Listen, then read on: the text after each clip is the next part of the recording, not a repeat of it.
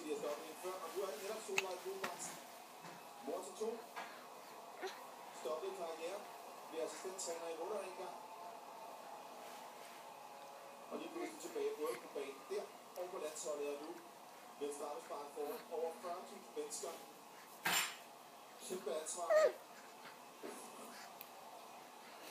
De højre magter bliver hidkaldt. Men de andre står ind og ser.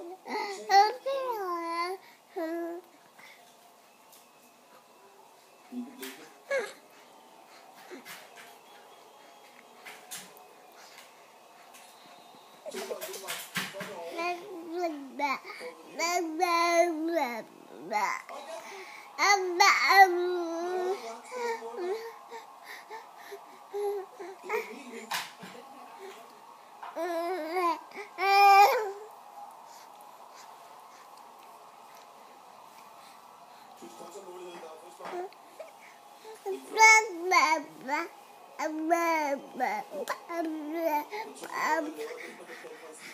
你喊爸爸爸爸是吧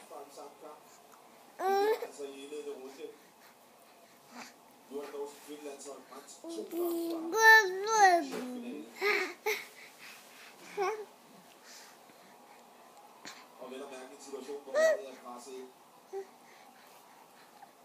helt i bund, og havde så meget brug for den her.